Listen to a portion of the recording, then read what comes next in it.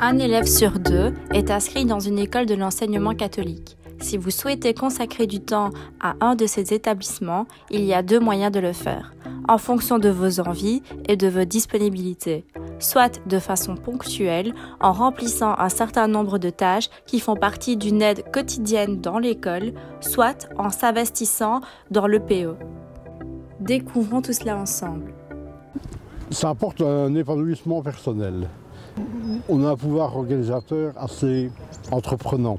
Il suffit de voir le bâtiment qui est derrière nous, un bâtiment qui maintenant a été mis en service il y a une petite dizaine d'années. Mais ça a vraiment été une réalisation magnifique pour l'école, pour le confort, pour la sécurité des jeunes. Parce que le pouvoir organisateur, je l'ai dit, c'est vrai que ça représente beaucoup d'investissements au niveau des travaux, au niveau des bâtiments. Le CEGEC fournit au PE les outils pour une meilleure appréciation quantitative et qualitative de l'environnement.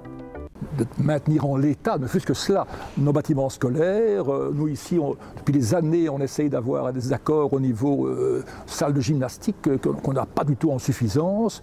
Il n'y a qu'à faire un tour de caméra pour constater que les bâtiments, ils sont là, mais ils sont relativement vieux, vétustes. Mais s'engager dans une ASBL pouvoir organisateur, c'est aussi contribuer à la communauté grâce à vos compétences. Celles-ci peuvent se présenter sous différentes formes, comme un don pour la gestion, l'organisation, la finance, etc. Il est possible de s'engager de façon ponctuelle, à l'instar de Ludivine Renard, maman d'élèves à l'Institut Notre-Dame de Philippeville. Quoi consiste le conseil de participation? En tout cas, moi, comme je le vis depuis plusieurs années, c'est vraiment une rencontre entre parents, entre les élèves et entre les différentes personnes qui gravitent autour des élèves, donc les enseignants, les personnes au niveau de la culture, le PO. Voilà, c'est vraiment un rassemblement et un échange. Ou encore de façon plus conséquente, comme Adriane Fernando Ortiz, étudiante dans le domaine éducatif. La satisfaction de savoir que je peux être utile quelque part, ici ou ailleurs. Mon but, c'est juste d'aider et collaborer, apporter ma petite graine, quoi. Les PE et les directions travaillent main dans la main pour offrir un enseignement de qualité à tous les élèves issus de l'enseignement libre. Le PO, il est utile à plein de niveaux. Il est utile pour nous accompagner administrativement, financièrement, dans notre service juridiquement, dans les ressources humaines. Il y a beaucoup d'écoles comme la nôtre ont entrepris des travaux lourds qui sont des dossiers importants, des dossiers techniques.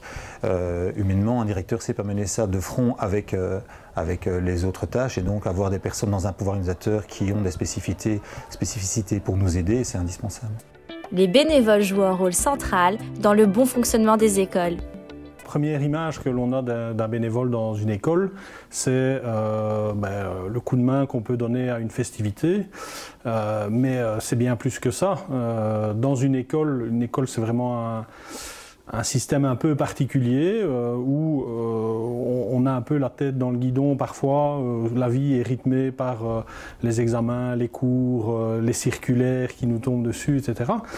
Et donc les bénévoles, donc les membres du PO ou les membres d'une association de parents par exemple, nous permettent de relever la tête du guidon, nous permettent de réfléchir à ce qu'est aussi une école, c'est-à-dire un lieu de vie et pas uniquement un lieu d'apprentissage. Les besoins s'en faisaient sentir, soit parce que le pouvoir public ne l'avait pas fait, soit parce que des communautés locales, telles que les églises ou les congrégations l'avaient fait. Et puis au fur et à mesure du temps, ça s'est de plus en plus ouvert aux laïcs. L'enseignement libre a besoin de votre engagement, de l'engagement des écoles au service de la société. Le modèle de l'enseignement catholique, il est construit sur cet engagement de bénévoles au service de la société, au service des écoles, et on ne pourrait absolument pas s'en passer à l'heure actuelle.